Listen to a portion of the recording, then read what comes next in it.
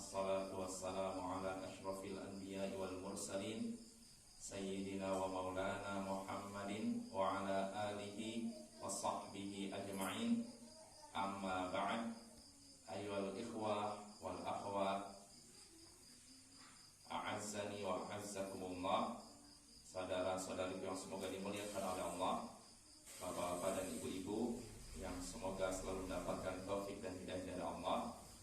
Ya, seperti biasa di malam Senin kita mengkaji kitab Al-Usul Thalathatu wa Adillatuha, 3 landasan utama dan dalil-dalilnya. Itu kitab karya Syekhul Islam Muhammad Ibnu Abdul Wahhab bin Sulaiman At-Tamimi rahimahullahu ta'ala. Ya, pada pertemuan sebelumnya kita sudah sampai ke pembahasan inti dari buku ini, dari kitab yang kita bahas, yaitu tentang 3 pertanyaan. Di mana, siapa Tuhanmu, apa agamamu, dan siapa nabimu. Ya. Terakhir kita mulai masuk ke al-aslul awal, kata Syekh sini, pokok pertama, landasan utama yang pertama, ma'rifatur Rabb, yaitu mengenal Rabb. Ya, mengenal Rabb sini kalau disebut ar-Rabb, alif lam, Rabb, ba, ini maksudnya Allah. Maksudnya Allah. Rabb itu pencipta, penguasa, pengatur alam semesta. Maka nggak boleh seorang dikatakan misalkan dia adalah Rabb, ar-Rabb, nggak boleh.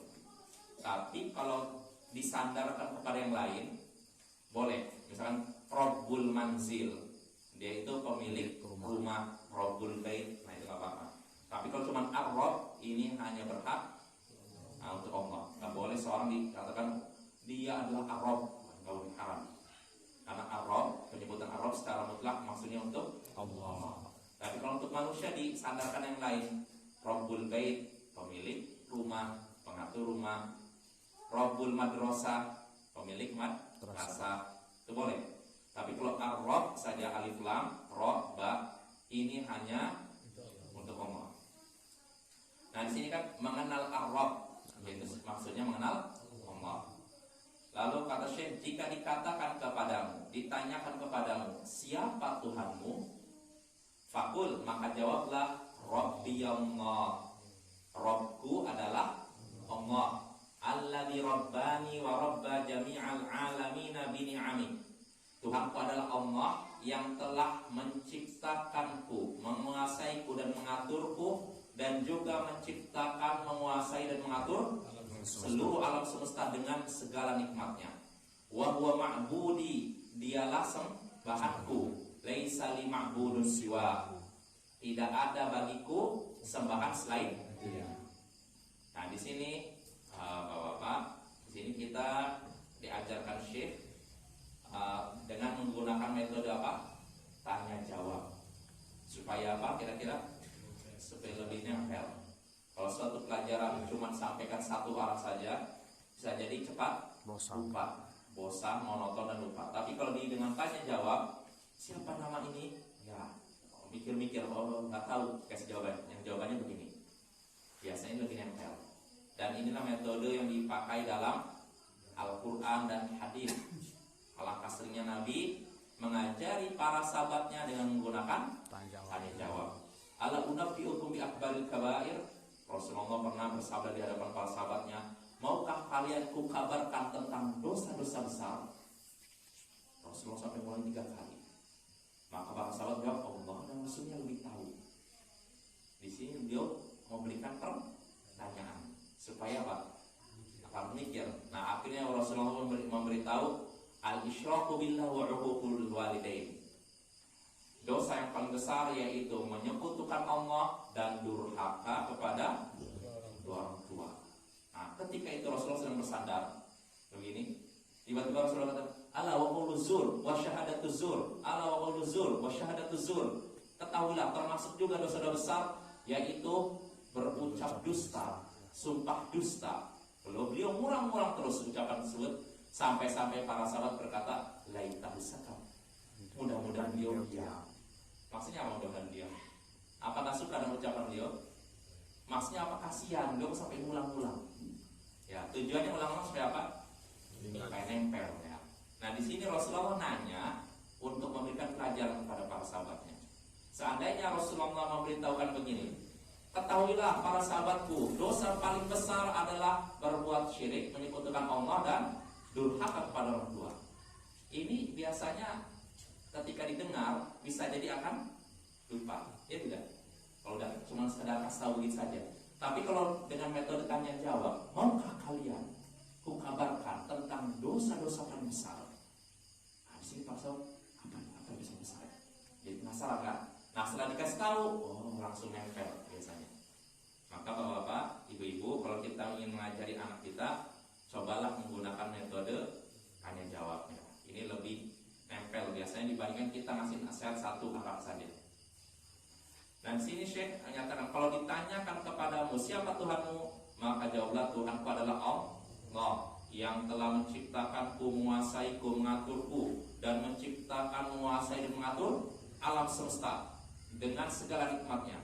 Dialah sembahanku dan tidak ada bagiku sembahan selain Dia.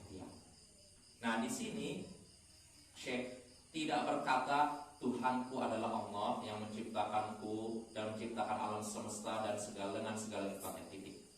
Syekh tidak sampai sini, tapi dilanjutkan, Dia juga sembahanku dan aku tidak punya sembahan kecuali Dia. Nah kira-kira kenapa Syekh ditambah begitu? Ya, supaya tidak sama dengan kafir Quraisy. Karena kafir Quraisy yakin Allah lah pencipta, penguasa, pengatur semesta. Mereka yakin Allah lah yang mematikan dan menghidupkan mereka, tapi mereka beribadahnya kepada Allah dan kepada berhala. Inilah yang menyebabkan mereka dianggap musyrik. Nah makanya sekadar saya yakin Allah lah pencipta, penguasa, pengatur alam semesta, ini tidak cukup menjadikan seorang muslim. Makanya Syekh kasih tambahan setelah itu, Allah lah yang menciptakanku, menguasaiku, mengaturku dan alam semesta, dan Dialah sembahanku. Nah, ditambah begitu. Dan aku tidak punya sembahan kecuali Dia. Nah ini supaya membedakan maksudnya dengan orang-orang musyrik ya di zaman Nabi terdahulu. Wadalilu, lalu ketika Syekh menyatakan bahwasanya Allah lah pencipta, Allah lah yang telah kan ditanya siapa Tuhanmu, jawabannya adalah apa? Allah yang telah menciptakanku, menguasaiku dan mengatur alam semesta. Nah, ini kan ucapan dalam masalah apa? Dunia atau agama? Agama. Nah, ketika berbicara masalah agama, butuh apa? Dalil. Makanya sebutkan buat dalil qaulu ta'ala. Dalilnya itu firman Allah Ta'ala. Dalil bahwasanya Allah lah yang menciptakan aku dan alam semesta. Dalilnya itu firman Allah Ta'ala, Alhamdulillahirabbil alamin. Segala puji bagi Allah, Tuhan semesta alam. Semesta alam, alam ya. Tuhan semesta alam, seluruh alam.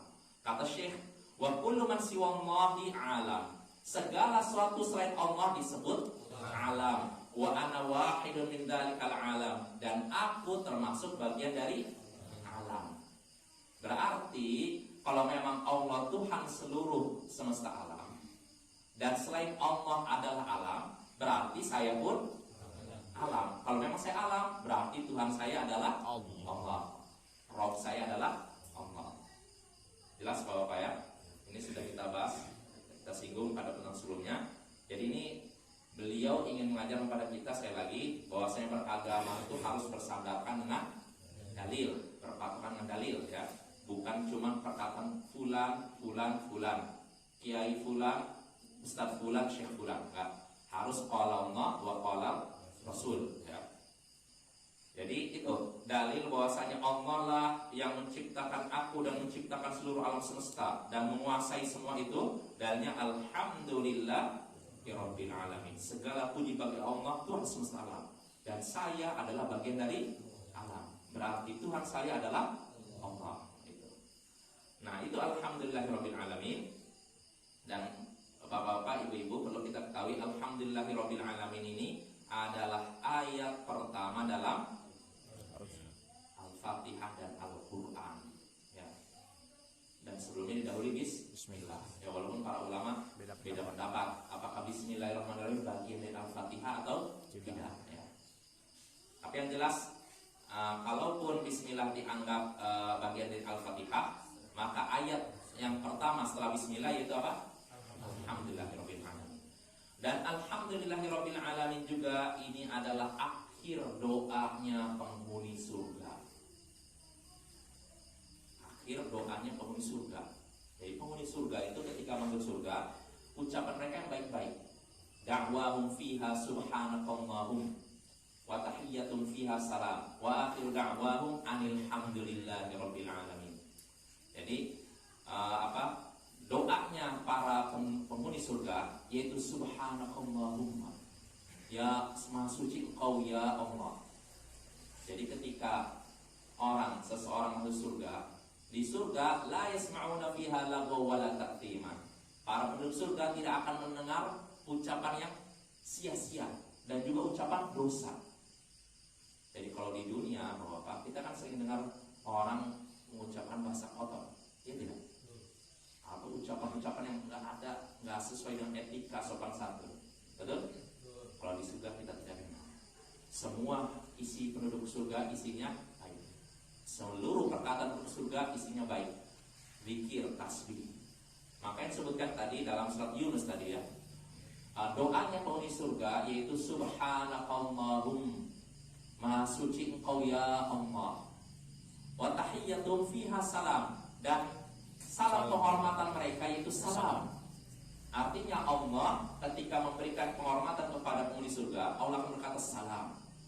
Dan begitu juga para malaikat ketika memberikan penghormatan kepada penghuni surga mengucapkan salam. Dan para penghuni surga di dalam surga ketika saling memberikan penghormatan sesama mereka juga mengucapkan salam. Ya, seperti assalamualaikum itu. Salam. Wa akhiru da'wahum anil hamdulillahirabbil alamin. Dan akhir doa mereka kata Allah yaitu alhamdulillahirabbil alamin. Nah ini menunjukkan keutamaan ayat alhamdulillahirabbil alamin ya. Ya, ayatnya insyaallah jelas, sering kita baca. Alhamdulillahirabbil alamin, ini segala puji bagi Allah Tuhan semesta alam. Artinya pujian yang sangat tinggi, yang sangat sempurna hanya untuk Allah, bukan untuk nabi kita, bukan untuk orang soleh, bukan untuk para malaikat, bukan untuk guru kita. Maka kalau kita ingin memuji nabi, boleh tidak? Boleh, tapi jangan muji secara berlebihan. Kita memuji guru kita, silakan, itu termasuk perbuatan baik, tapi jangan berlebihan. Ya, nggak boleh. Karena pujian yang sangat sempurna itu hanya milik Allah. Jadi nggak boleh kita berlebihan, Bapak ya. Segala sesuatu yang berlebihan itu tercela. Ya.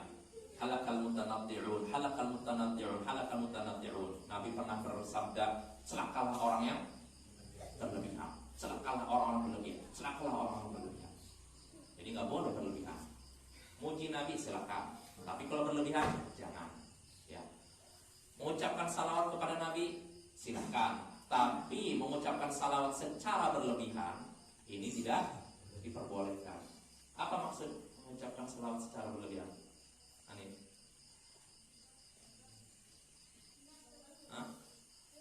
Apa? Contohnya apa? Ya contohnya seperti seorang mengucapkan salawat. Misalkan apa? Saya pernah baca sebuah salawat, Allahumma shalli ala, berlebihan daripada kapasitas sebagai nabi gitu. Iya, jadi isi salawatnya mengandung unsur syirik misalkan, unsur pokoknya berlebihan. Seperti ada yang mengucapkan salawat, ya Allah sampaikanlah salawat kepada nabimu yang dengannya lah engkau ciptakan segala sesuatu. Dengan cahayanya. Ya, dengan cahayanya. Jadi katanya segala sesuatu diciptakan dengan cahaya nur Muhammad SAW.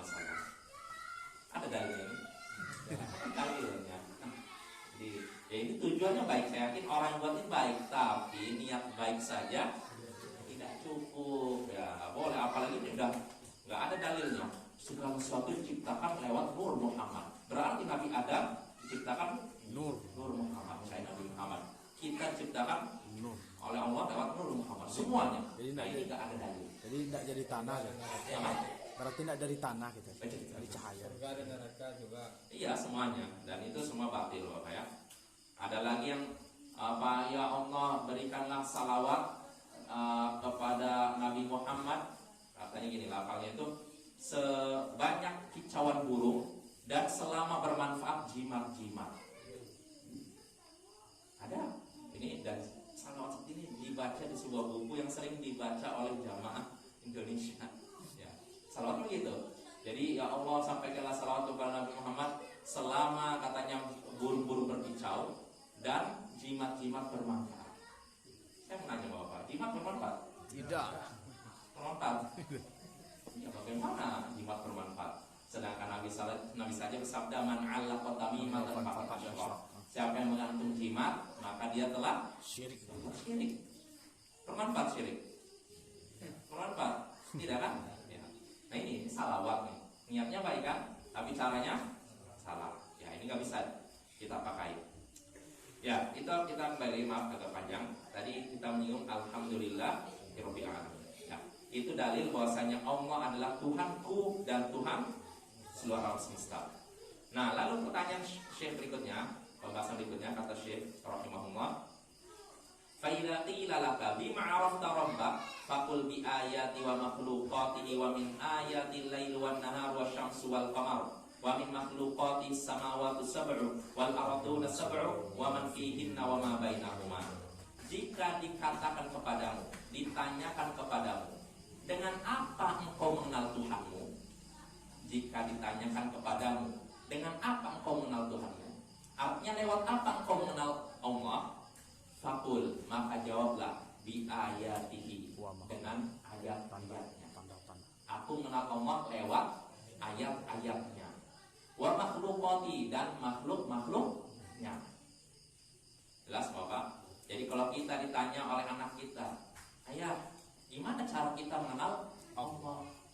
Jawabannya tadi, lewat ayat-ayatnya dan makhluk-makhluknya. Ayat ini maksudnya apa? Tanda. Jadi ayat itu dalam istilah syariat Bapak, Ibu-ibu, ada dua, ayat kauniyah dan ayat syar'iyah. Ayat kauniyah yang tanda kekuasaan Allah yang ada di alam semesta. Sedangkan ayat syar'iyah tanda kekuasaan Allah yang ada di kitabnya. Apa itu? Nah, ini. Jadi kita bisa mengenal Allah lewat tanda-tanda kekuasaan Allah yang ada di alam semesta dan yang ada dalam Al-Quran. Nah, pertanyaannya, tanda-tanda kekuasaan Allah yang ada di alam semesta, contohnya apa? Langit, bumi, matahari, awan, burung, gunung, ya tidak, laut. Ini tanda kekuasaan Allah enggak? Nah, kita bisa mengenal Allah dari itu semua. Langit begitu luas, berarti Allah lebih luas dari kita. Allah maha luas. Matahari demikian agung, berarti Allah lebih agung lagi daripada itu. Nah, kita jadi mengenal sifat-sifat Allah lewat apa? Ciptaan Allah, tanda-tanda kekuasaan Allah yang ada di alam semesta. Nah ini pertama. Kedua, kita bisa mengenal Allah lewat tanda-tanda kekuasaannya yang ada di Al-Quran. Makin sering baca Al-Quran, bapak-bapak, ibu-ibu, kita makin mengenal Allah. Ya tidak? Dan itu bukti kita cinta kepada Allah. Ya tidak? Ya kan ibaratnya seorang kekasih. Kalau dia benar-benar mencintai kekasihnya, dapat surat dari kekasihnya, dia akan baca. Ya tidak? Baca sekali, tidur saya itu bangun sebentar dan tadi tulisannya. Ya kan? Itu tandanya dia apa? Cinta sama kasihnya. Kalau ada seorang, kalau saya mencintai kekasih saya, dapat suratnya, taruh aja lah, jadi baca. Kalau ada waktu, dapat surat lagi, taruh lagi. Berarti cinta tidak sama kekasihnya. Ya, ibaratnya gitu. Saya ini bukan berarti menyamakan Allah dan makhluk, artinya memberikan perumpamaan. Kalau manusia saja seperti itu tidak dianggap mencintai kekasihnya, apalagi Allah. Ya, ini namanya kias aulawi namanya. Kalau dalam apa? Artinya kias aulawi itu kias apalagi. Kalau manusia saja begitu, apalagi Allah. Nah, itu boleh Bapak ya. Tapi kalau menyamakan Allah dengan makhluk nggak boleh. Tapi kalau maksudnya kalau manusia dengan manusia aja begitu, apalagi Allah. Nah, gitu. Ya jelas bahwa ya maksudnya kias aulawi ya. Ya jadi begitu. Jadi kita mengenal Allah lewat ayat-ayatnya. Ayatnya ada berapa? 2. Ayat kauniyah, ayat syar'iyah. Ayat kauniyah yaitu tanda-tanda kekuasaan Allah yang ada di alam semesta. Sedangkan ayat syar'iyah tanda kekuasaan Allah yang ada di kitabnya, yaitu Al-Quran. Maka ibu-ibu, bapak-bapak, kalau kita ingin mengenal Allah, banyak-banyaklah membaca ayatnya yang ada di alam semesta dan ayatnya yang ada di kitabnya ya. Makin banyak membaca, makin kenal. Makin kenal, maka makin sayang. Makanya ada ungkapan apa? Tak kenal, tak sayang ya. Yaitu. Nah itu cara kita mengenal Allah. Yaitu pertama lewat ayat-ayatnya, kedua lewat makhluk-makhluknya. Apa makhluk Allah? Tanya. Ya semuanya. Sebenarnya makhluk itu masuk juga ke ayat. Ya tidak? Ya. Sengaja Syekh pisahkan mungkin supaya kita lebih perhatian. Karena bisa jadi ada sebagian orang ketika disebutkan kita mengenal Allah lewat ayat-ayatnya. Oh maksudnya mungkin Al-Quran. Cuma Al-Quran. Padahal ayat-ayatnya itu misalnya 2 tadi kan. Ayat yang ada di alam semesta dan ayat yang ada dalam Al-Quran. Sebenarnya gitu. Cuma Syekh sebutkan lagi makhluk-makhluknya. Artinya supaya tidak salah paham ya. Bahwa ayat tadi itu sebenarnya masuk juga tapi sengaja dipisahkan supaya kita lebih perhatian. Ya, kita kembali lagi bahwa jadi kita bisa mengenal Allah lewat ayat-ayatnya dan juga makhluk-makhluknya. Wa min ayatihil lailu wan nahar. Dan di antara ayat-ayat Allah, maksudnya apa yang Allah sini? Tanda-tanda kekuasaan Allah. Al-lail, malam, wan nahar, siang, wasyamsu, matahari, wal qamaru, bulan. Ini tanda-tanda kekuasaan Allah. Pergantian siang malam, adanya matahari, bulan. Wa min makhluqatihi as-samawati sab'u. Dan di antara makhluk-makhluk Allah, ciptaan Allah, as-samawati sab'u. Langit yang 7. Langit yang 7 artinya langit ini ada 7 lapis. Wal ardhu sab'u. Begitu juga bumi yang 7. Maksudnya apa? Bumi itu ada 7 lapis ya. Waman fihin. Begitu juga di antara makhluk Allah yaitu apa yang ada di langit dan di bumi. Wama bainahuma dan apa yang ada di antara keduanya. Apa yang ada di antara keduanya? Apa Hanif? Di antara langit dan bumi apa? Ada tidak? Ada angin, awan dan semacamnya. Ya banyak ya. Itu semua adalah apa? Ciptaan Allah dan tanda-tanda kekuasaan Allah. Ya tidak? Nah, wa dalilu qaulu ta'ala. Nah, ketika kita menyebutkan itu tanda-tanda kekuasaan Allah, ini juga harus dalil ya. Nah, ini saya menyebutkan dalil. Bahwa mungkin sebagian orang kenapa sih sebentar-bentar dalil? Sebentar-bentar Allah berfirman. Sebentar Allah berfirman. Rasanya jadi agama tuh kayaknya serius banget. Agama serius. Gimana kalau ada yang gitu? Sebentar dalil, dalil. Jadi kayaknya belajar tuh berat. Maka kita jawab terus pengennya gimana belajar? Pengennya main-main gitu, pengennya ketawa-ketawa terus gitu, bercanda. Itu bukan metode pengajaran Nabi kita. Ya namanya agama kan berat. Makanya Allah katakan dalam surat Al-Muzammil, Inna sanulqi 'alaika qaulan tsaqila. Sesungguhnya kami akan menyampaikan kepadamu perkataan yang berat. Al-Quran itu berat, bukan perkara yang ringan. Jelas Bapak ya? Jadi yang berat ya, tinggal kita nikmati saja. Sesuatu yang berat, kalau kita nikmati akan terasa ringan. Jadi yang namanya belajar agama begitu. Qala Allah wa qala Rasul. Qala Allah wa qala Rasul. Allah berfirman, Nabi bersabda. Allah berfirman, Nabi bersabda. Itulah agama, inti agama. Bukan, oh cerita dari ini saya, kiai saya begini nih kisahnya. Ada seorang ketemu dengan harimau, lalu harimaunya mengucapkan salam pada kiai tersebut. Lalu begini, dongeng-dongeng begini nggak akan mencerdaskan umat. Ya, kurofat ini akan mencerdaskan umat. Jadi agama tuh firman Allah, sabda Nabi. Atau apa perbuatan para sahabat.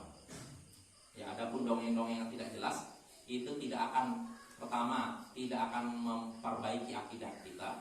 Yang terjadi justru akan meruntuhkan akidah kita. Ya, jelas Bapak ya? Ya, itu masalah itu. Karena pernah juga ada sebagian orang yang mungkin pengennya ini taklim itu ibaratnya Hiburan. Ya, hiburan atau istilahnya ya memang kalau kita mempelajari ini walaupun berat, kalau kita menikmatinya terhibur juga, ya tidak? Ya, adapun kita sengaja taklim atau pelajaran dibikin supaya orang tertawa terus, maka yang seperti ini gak akan mengobati hati kita, justru hati kita malah keras. Kalau setiap pelajaran atau istilahnya taklim atau wiridan istilahnya, isinya cuma ketawa ketiwi istilahnya gitu, itu tidak akan mengobati hati kita, justru akan mengeraskan hati kita. Makanya disebutkan dalam hadis, fa inna kathratul dhahik tumitul qalb. Sesungguhnya banyak tertawa itu akan mematikan hati. Ya, maka Bapak, ya memang kita harus sabar dalam belajar agama ya, terutama masa akidah ini. Ya, poin apa dalilnya? Poin apa dalilnya? Ya, nggak masalah kita pelajari. Dan ini juga Syekh sini mengajarkan kita juga sekali lagi berulang-ulang supaya kita beragama itu berdasarkan dalil gitu. Sering ulang-ulang ya. Prinsip kita begitu. Ya, kita lanjut lagi. Wa dalilu qaulu ta'ala. Dalilnya itu firman Allah Ta'ala. Dalil tentang apa? Di antara tanda-tanda kuasa Allah yaitu tadi langit, bumi dan ini semacamnya. Dalilnya itu firman Allah Ta'ala dalam surat Fussilat ayat 37, wa min ayatil lailu wan nahar wasyamsu wal qamar la tasjudu lisyamsi wala lil qamar wasjudu lillahi alladzi khalaqahunna in kuntum iyyahu ta'budun. Di antara tanda-tanda kekuasaan Allah yaitu malam, siang, matahari, bulan. Malam, siang, matahari dan bulan. Lalu Allah katakan la tasjudu lisyamsi wala lil qamar. Jangan kalian sujud kepada matahari dan jangan pula sujud kepada bulan. Saya mau nanya, Bapak, matahari ini ciptaan Allah yang besar tidak? Besar. Bulan? Besar. Besar kan? Kelihatan benar-benar agung. Kita melihat matahari dengan teleskop besar sekali. Dengan bulan juga besar sekali. Nah, walaupun ini memang besar, ini agung, tapi walaupun begitu, keduanya tidak pantas disembah karena itu semua makhluk. Kalau kita mau beribadah, beribadahlah kepada yang menciptakan keduanya. Ya, makanya di sini Allah katakan di antara tanda-tanda kekuasaan Allah malam, siang, matahari dan bulan, jangan kalian sujud kepada matahari dan bulan. Wasjudu lillahi alladzi khalaqahun. Bersujudlah kepada yang telah menciptakan semuanya. Bersujudlah kepada yang menciptakan matahari, bulan, siang dan malam. Itu siapa? Allah. Bersujudlah kepada Allah yang telah menciptakan semuanya. In kuntum iyyahu ta'budun. Kalau memang kalian hanya beribadah kepada Allah. Jadi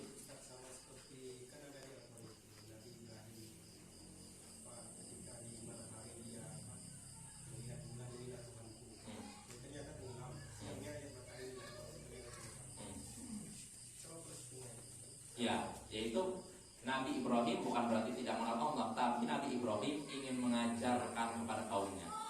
Mohon kecuali ini Tuhanku. Pas kan doang, nah gitu maksudnya. Jadi kata para ulama menjelaskan bukan berarti Nabi Ibrahim tidak kenal Allah. Nabi Ibrahim kenal Allah. Karena itu tauhid rububiyah kan sudah kita singgung. Mengesahkan Allah dalam hal penciptaan, penguasaan, pengaturan semesta. Ini adalah fitrah manusia. Diketahui oleh semua umat manusia. Mulai dalam masa tauhid rububiyah belum ada penyimpangan. Di zaman Nabi Nuh pun ada. Yang jadi penyimpangan itu tauhid rububiyah. Penyembahannya pada siapa? Ibadah pada siapa? Kalau masalah ditanya siapa yang menciptakan kalian? Allah. Mengatur rezeki kalian? Allah.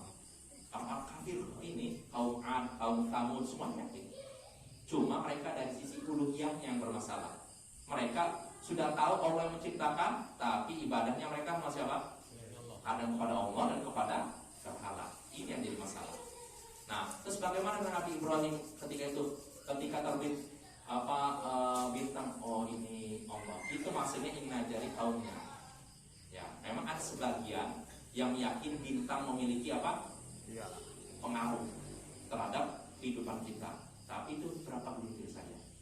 Selebihnya umat manusia meyakini yang mengatur semuanya Allah.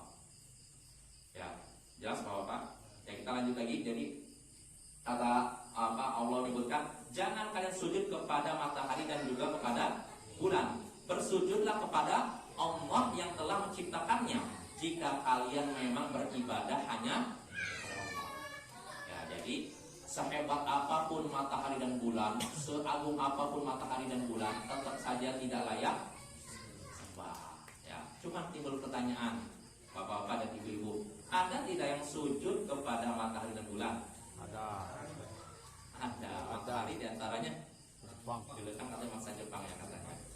Jadi ketika matahari terbit kita disuruh ruku apa sujud ya masalah? Ruku apa sujud ya? Kiri itu ruku ya. Ya ruku masalah. Nanti mau tenggelam ruku. Nah ini syirik. Ya nggak boleh kita seperti itu. Makanya dulu bapak-bapak, ini saya juga dapat cerita dari nenek memang begitu. Jadi kalau ketika matahari mau terbit, semua yang beraktivitas suruh berhenti lalu itu termasuk bertentangan dengan ajaran Islam. Gak boleh kita nurut. Makanya pernah terjadi di zaman penjajahan Jepang, Kiai Haji Zainal Mustafa kalau salah, pimpinan pesantren di Tasikmalaya, ketika tahu Jepang menyuruh rakyat Tasikmalaya begitu, dia memberikan fatwa gak boleh nurut, gak boleh menaati mereka. Akhirnya pihak Jepang merasa marah. Akhirnya diseranglah pondok pesantren, dihabisi beliau dengan santri. Ini pun ada kejadian seperti itu. Dan beliau tegas, berani, walaupun resikonya apa? Nyawanya hilang memang. Tapi memang itu harus ada yang ingkari Bapak ya. Syirik itu nggak bisa kita dengan alasan ya ini kan kearifan lokal macam itu. Padahal itu bukan kearifan lokal kan, kearifan impor. Ya dari Jepang kan. Sedangkan Indonesia kan nggak ada kayak gitu kan. Sujud kepada matahari dan semacamnya. Ya itu jadi ada ya orang yang sujud kepada matahari dan bulan, makanya Allah larang kita untuk sujud kepada matahari dan bulan. Nah itu dalil pertama. Wa qaulu ta'ala, lalu firman Allah Ta'ala berikutnya menguatkan ayat tadi, bahwasanya di antara tanda-tanda kekuasaan Allah itu matahari, bulan, siang, malam. Terus di antara makhluk Allah yaitu langit yang 7 dan bumi yang 7. Ya, firmannya dalilnya itu firman Allah Ta'ala, inna rabbakumullahu alladhi khalaqas samawati wal arda fi sittati ayyamin tsumma stawa 'alal 'arsy. Sesungguhnya Tuhan kalian adalah Allah. Tuhan kalian adalah Allah yang menciptakan langit dan bumi dalam 6 hari. Tsumma stawa 'alal 'arsy. Kemudian dia istiwa di 'arsy. Tinggi, berada di atas 'arsy. Yughsil lailan nahara yatlubuhu hafitha. Dia menutupkan malam kepada siang yang mengikutnya dengan cepat. Wasyamsa wal qamar wan nujuma musakhkharatin bi amri. Dan dia juga menciptakan matahari, bulan dan bintang-bintang yang tunduk kepada perintahnya. Ala lahul khalqu wal amr. Ketahuilah, hanya milik Allah lah hak menciptakan dan memerintah. Tabarakallahu rabbul alamin. Maha suci Allah Tuhan semesta alam. Nah, di sini Bapak-bapak, Ibu-ibu perhatikanlah. Di sini Allah menyatakan sesungguhnya Tuhan kalian, yaitu Allah yang menciptakan langit dan bumi dalam 6 hari. Ya, timbul pertanyaan, kenapa 6 hari? Kenapa tidak 1 hari? Kenapa kira-kira? Jawabannya bagaimana? Butuh proses ya. Ya, pertama, la yus'alu amma yaf'alu wa hum yus'alun. Nah, dalam surat Al-Anbiya 21, Allah tidak ditanya tentang apa yang dia perbuat. Mereka lah, manusia lah yang ditanya tentang apa yang dia perbuat. Jadi nggak ada yang berhak ngatur Allah. Ya Allah, kenapa mau menciptakan 6 hari? Kenapa tidak 1 hari? Ada yang berani ngatur Allah? Nggak ada ya. Nah, Allah nggak akan ditanya seperti itu. Manusia lah, kita lah yang akan ditanya tentang apa yang kita perbuat. Itu pertama. Lalu kedua, hikmahnya, kenapa Allah menciptakan 6 hari? atau sebagian ulama menyatakan untuk mengajarkan bahwa segala sesuatu itu ada prosesnya, ada hikmahnya. 1 hari begini, nggak langsung begitu saja, ada prosesnya. Ya itu ya. Lalu kita lanjut. Sesungguhnya Tuhan kalian adalah Allah yang menciptakan langit dan bumi dalam 6 hari. Kemudian Dia istiwa di atas arsy. Istiwa artinya tinggi di atas arsy. Ini salah satu sifat Allah yang wajib kita imani. Allah ada di atas arsy. Ayat yang menyebutkan ini banyak, Bapak. Apalagi yang menyebutkan tentang ketinggian Allah lebih banyak lagi. Makanya para ulama menyatakan, sebagian ulama menyatakan ayat yang membicarakan tentang ketinggian Allah ini ratusan ayat. Ada yang menyebutkan sekitar 600 ayat. Saking banyaknya. Ya makanya kalau ada orang yang ingin membelokkan makna ketinggian ini banyak, repot. Bukan satu ayat ini belokkan. Oh maksudnya bukan tinggi tapi ini loh. Terus hampir berapa ayat, ratusan ayat berusaha dibelokkan. Capek sendiri. Ya tidak.